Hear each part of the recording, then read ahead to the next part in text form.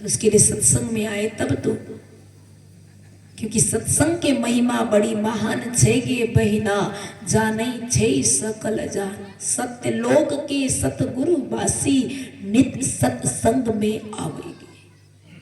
सत्संग में सदगुरु आते हैं, संत देवी देवता आते हैं और बैठ करके सत्संग श्रवण करते हैं। भगवान भोलेनाथ को भी प्रिय कुछ था तो वो सत्संग था। आप लोग सुने होंगे नाम विद्यापति। विद्यापति का सत्संग इतना आनंददायक था कि भगवान भोलेनाथ विद्यापति का नाम सुनने के बाद खुद को उगना बनाकर उनका चेला बनकर उनकी सेवा में रहने लगे।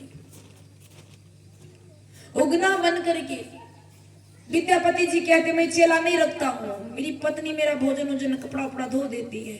बोले मैं चेला बनूंगा, मैं कुछ नहीं खाऊंगा, तनख्वाह भी नहीं लूंगा, मैं आपका सारा काम कर दूंगा, बस थोड़ा सा आपका जूठन प्रसादी मुझे मिल जाए, इतना मेरे लिए काफी। विद्यापति ने सोचा चलो भाई इतना सस्ता सेवक मिल रहा है, क्यों न रख लो, रख लिया, लेके घर आया। विद्यापति की पत्नी देखती है, क्रोध के मारे लाल बबूल हो जाते, कहता अपने खाने का तो खर्चा वर्चा नहीं है, ये कौन सा चेला उठा के आ गए। बोले ये चेला उगना है, दाना पानी नहीं खाएगा, जो थोड़ा दाना दे दोगे जूठा बचा वही खाएगा, सारा सेवा करेगा। बस विद्यापति की पत्नी उगना को इतना काम कराने लगा, बस एक क्षण आराम नहीं देता था। काम ये करो वो करो वो करो वो करो, गाली दे, मार पीट भी लगा दे कभी कभी, फिर भी उगना सेवा में लबलीन है विद्यापति महाराज का। शिवरात्रि का समय था, तैयारी चल रही थी काम का, और इधर विद्यापति जी महाराज उगना को लेके कई बार सत्संग में जा रहे थे। जंगल का रास्ता था, जाते जाते थक गए, एक वृक्ष के नीचे बैठे, बड़ी जोर से प्यास लगी विद्यापति महाराज को। बोले उगना मुझे बड़ी जोर से प्यास लगी है, देखो अगल बगल में कोई सरोवर है तो एक लोटा जल लाओ, मैं जल पीना चाहता हूँ। उगना लोटा लेकर के जंगल में इधर उधर छान मारने लगे, कहीं कोई सरोवर नहीं। सोचने लगा मेरे गुरुजी प्यास के मारे छटपटा रहे, मैं क्या करूं। तुरंत उगना भोलेनाथ बन के प्रकट हो गई साइड में जाके, और बस अब गंगा को तो अपने सिर पे रखा है ना, एक लोटा जल भर लिया। फिर उगना बन करके विद्यापति के पास आए, बोले गुरुजी जल पी लीजिए। और जैसे गुरुजी ने जल को पिया, पता लगा लिया गंगा जल, गंगा जल का स्वाद न कपूर की सुगंध आती है, पता लगा लीजिएगा।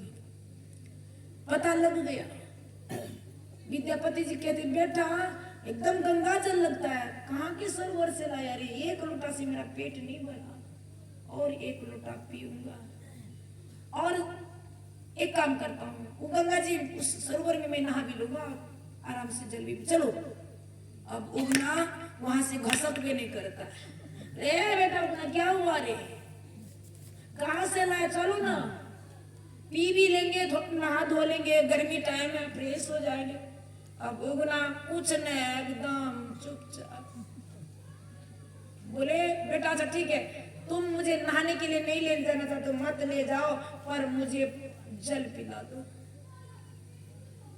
जैसे उगना आगे बढ़ने लगा वैसे पीछे से विद्यापति चलने लगा, और वृक्ष के आड़ में छिप के भोलेनाथ प्रकट होकर जल जैसे लेना शुरू किया, वैसे विद्यापति जी महाराज चरणों में गिरा। भगवान आपसे इतना काम करवाया मैंने, अब मेरा चेला बनकर गाली खाता रहे, मेरी पत्नी के हाथों का मार भी पड़ा, पत्नी इतना सताती है मुझे पता नहीं, प्रभु क्षमा कीजिए। भोलेनाथ कहते नहीं गुरुजी, इस बात को राज राज ही रहने दीजिए, मुझे और कुछ दिन आपका सत्संग सुनना, मुझे सत्संग बहुत अच्छा लगता है, इसीलिए मैं आपके सेवक बन के आ गया हूँ, और कुछ दिन सुनने दो, फिर बाद में मैं खुद चला जाऊंगा। विद्यापति जी ने कहा ठीक है प्रभु, मैं आपको सेवा में रखूंगा, पर आपसे कोई काम नहीं करवाऊंगा, मैं ही सब आपका काम करूंगा। बोले नहीं नहीं, फिर लोगों को पता चल जाएगा, ये नहीं होना चाहिए। एक बात हम दोनों के बीच ये बात रहनी चाहिए, तीसरों के सामने आएगा तो फिर मैं हमेशा हमेशा के लिए तुम्हारे दुनिया से दूर चला जाऊंगी।